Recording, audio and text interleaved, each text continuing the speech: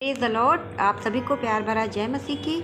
और पहला शमूएल उसके 2:30 में परमेश्वर का वचन कहता है कि जो मेरा आदर करे मैं उनका आदर करूंगा और जो मुझे तुच्छ जाने वे छोटे समझे जाएंगे। Praise the Lord, hallelujah.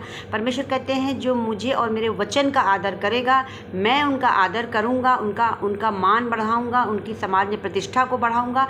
लेकिन जो मुझे तुच्छ जानते, मेरे वचन पे नहीं चलते, मेरे वचन को छोटा जानते हैं, वे छोटे समझे जाएंगे। आप जानते हैं परमेश्वर चाहते हैं कि आप उसका आदर करें, उसके वचन का आदर करें।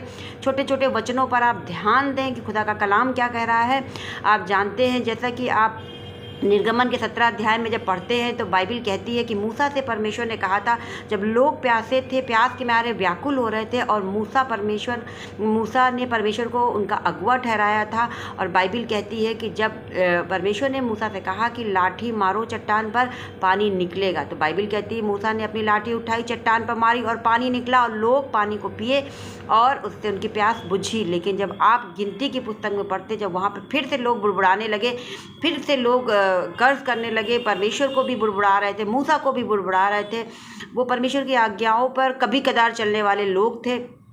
जब उनका मन होता था, सारी चीज़ें मिल रही होती थी, तो वो परमेश्वर के वचन पर चल रहे थे, अन्यथा वो परमेश्वर के लोगों पर और परमेश्वर पर कुड़कुड़ाते थे।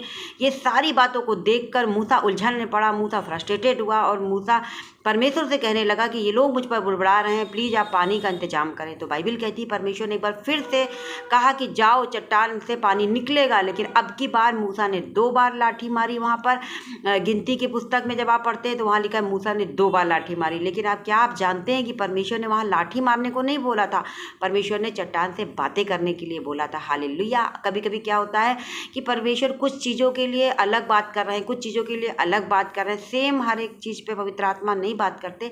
कोई कंडीशन आपकी कुछ कह रही है, कोई कंडीशन, कहीं आपको प्रार्थना की ज़्यादा ज़रूरत है, कहीं आपको फास्टिंग पे जाने की ज़रूरत है, कहीं आपको लोगों से बात करने की ज़रूरत है, कहीं आपको अपने शारीरिक रूप से मन लगाने की ज़रूरत है, शारीरिक रूप से आपको प्रयत्न करने और प्रयास करने की ज़रूरत है। लेकिन परमेश्वर की बातों को ना सुनना, वचन को ना महत्व देना, बाइबल कहती है जो मुझे तुच्छ जाने वो छोटे समझे जाएंगे। तो यहाँ पे बातें नहीं किया, लेकिन मूसा ने क्या किया, चट्टान पे 2 बार लाठी मारा। और बाइबल कहती है परमेश्वर नाराज हुए और कहने लगे अब तुम उस प्रतिज्ञा के देश में नहीं पहुंच पाओगे, क्योंकि तुमने मेरे वचन को तुच्छ जाना है। अब आप समझिए कि प्रभु के लोग जब हर समय हर घड़ी छोटी छोटी बातों का ध्यान नहीं देते हैं, वचन को तोड़ते हैं, परमेश्वर को क्रोध दिलाते हैं, तो बाइबल कहती है वो किसी प्रकार से ऊंचे नहीं किए जाएंगे। उनका जो भी है परमेश्वर की नज़र में तुच्छ जाना जाएगा, वो छोटे समझे जाएंगे, उनका निरादर होगा, उनका अपमान सहना पड़ेगा, क्योंकि उन्होंने परमेश्वर के वचन को महत्व नहीं दिया। उन्होंने सिर्फ अपना और अपना परिवार, अपनी मान प्रतिष्ठा और बस अपना उनका सब कुछ रहा। उन्होंने परमेश्वर के वचन को महत्व नहीं दिया।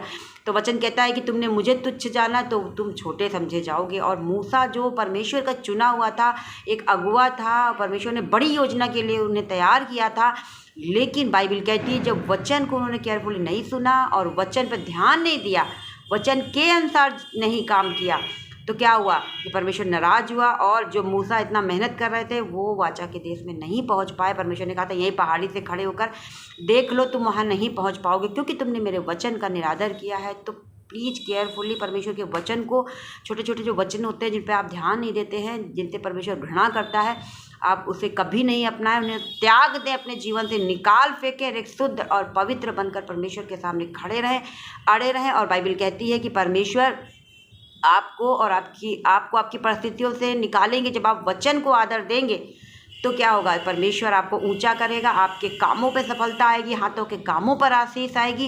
इसीलिए केयरफुली सुने, परमेश्वर की आवाज़ को सुने कि कौन सा वचन आपको किस जगह पर पूरा करना है। आप जानते सुबह से शाम तक हमें परमेश्वर को आत्मा में मनन करना है, वचन को मनन करना है, जिससे आप आत्मा से भरे रहेंगे और गलतियों से बचेंगे, दुष्ट के तीरों, जलते हुए तीरों को बुझा पाएंगे। तो इसलिए परमेश्वर के वचन का आदर करें। और आप सभी को प्यार भरा जय मसीह की।